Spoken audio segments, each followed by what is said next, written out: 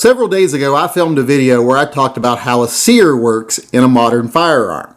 Now, I told people how when you pull the hammer back, the hammer is under spring tension, and there's also a sear in here, a little piece of metal that's under spring tension that pops down under a ridge on the hammer.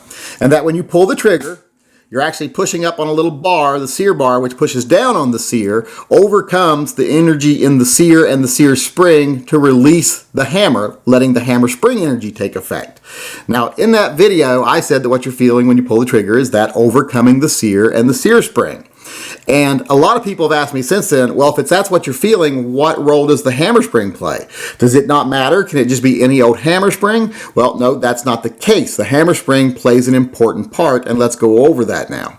Now, before I go any further here, for the sake of full disclosure and for the sake of honesty, I didn't film that video a week or so ago. I filmed it like 45 minutes ago, but there were certain questions that I kind of left open and some things I said that I just glossed over that I knew people would ask questions about. And since I didn't want to get this crap out for another video, a week from now, I just want to go ahead and film it now and pretend the questions have already come, because I guarantee you they're going to come. So that being said, let's go on with this video and we'll just pretend that it's later and that the questions have actually come. It's not the first time I've done this, but let's go on with it.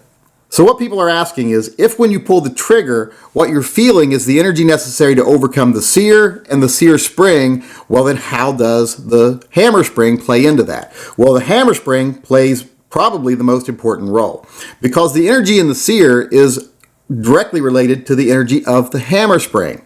Now, when the sear and the hammer are engaged like this sear is being held down by spring tension. Now, that spring tension from the sear spring needs to be of a certain energy to keep it from just popping up and coming out of there. So the more energy coming from the hammer, or the stronger the hammer spring, the more powerful the sear spring needs to be. But that's not where most of the energy comes from. Most of the energy comes from friction, because everyone knows however hard this is pushing forward, there's an equal force going back this way to keep it stationary. So that creates the friction between the two parts, the spring on the hammer. And this little spring right here is what's causing that energy, this hammer spring. When your hammer's forward, it's behind two little pegs right here. And when you pull the hammer backwards, it pulls this up and it compresses that spring downward. That's where you get your energy for your hammer. Now, on stock Browning high powers, this spring is really heavy because high powers were designed to shoot NATO ammo with hard primers. That's not necessary with modern ammo, so most people will want to lighten this spring right away. And when you lighten this spring, you'll change the energy between the hammer and the sear. Because based on that hammer spring, however much friction there is between these two parts and how much energy it needs to overcome the sear is based on the energy the hammer is making. So that's some of the energy you're feeling when you release your trigger. When you release the sear, is overcoming that friction. Now, that friction isn't all that much, because as you can see, there's not much holding it there. If it was too much holding it there, they would just lock together and you wouldn't be able to get it off. Trigger would be too hard. But it still needs to be a certain amount of energy coming into that sear to overcome that friction, and that's also what you feel when you pull your trigger. Now, one more thing I do want to add about the Browning high power and energy you're feeling when you pull the trigger is, if it's an original Browning high power or you haven't modified it yet, you're also feeling this. This is the magazine safety. This actually pushes up against the magazine in the gun, and when you pull the trigger, it comes backwards, the trigger comes backwards and pushes this in because it's resting up against the magazine, and the gun can't fire unless that pushes in. And this isn't light. This is a heavy spring here. I mean, it's not something I'm just boop, boop, boop. It's under quite a bit of pressure. So you feel that when you pull the trigger too, which is why I immediately remove those when I buy a gun. I see no need for them because it just doesn't really do anything. It doesn't make a gun any safer in my mind, so I just don't need it, so I take it out. So when you pull the hammer, hopefully without the magazine disconnect if you got any sense, what you're feeling is the energy it takes to overcome that sear, to move it out of the way so the hammer can fall. That sear energy is generated by a couple of different things. It's generated by the sear spring, of course. And the more power it needs to be held in place, the more powerful the sear spring needs to be. And what's determining how powerful this needs to be is how powerful the hammer spring is.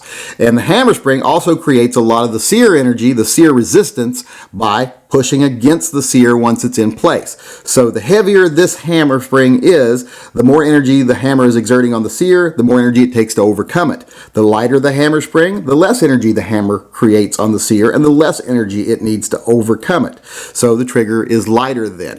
The trigger is heavier with a heavier hammer spring. The trigger is lighter with a lighter hammer spring. So when you're trying to change the trigger weight on a gun, making it lighter or heavier for some odd reason, which I don't know why you would, what you're changing is how much energy it takes for the trigger to overcome the sear. That's the big thing there. This trigger overcomes the sear, allows the hammer to fall forward, as I've said many times, and there are multiple things that can affect how much energy is needed to overcome the sear resistance. The stronger the sear spring, the more energy it takes to overcome the resistance of the sear. The stronger the hammer spring, the more resistance it takes to overcome the energy of the sear, and so on. So there's lots of parts that work together. So I hope that makes it clear for everybody here today. I hope that's a simple enough explanation for everyone. So now you can understand when you're going to change your trigger weights, it's not just one or two things, it's multiple things that you're going to need to change.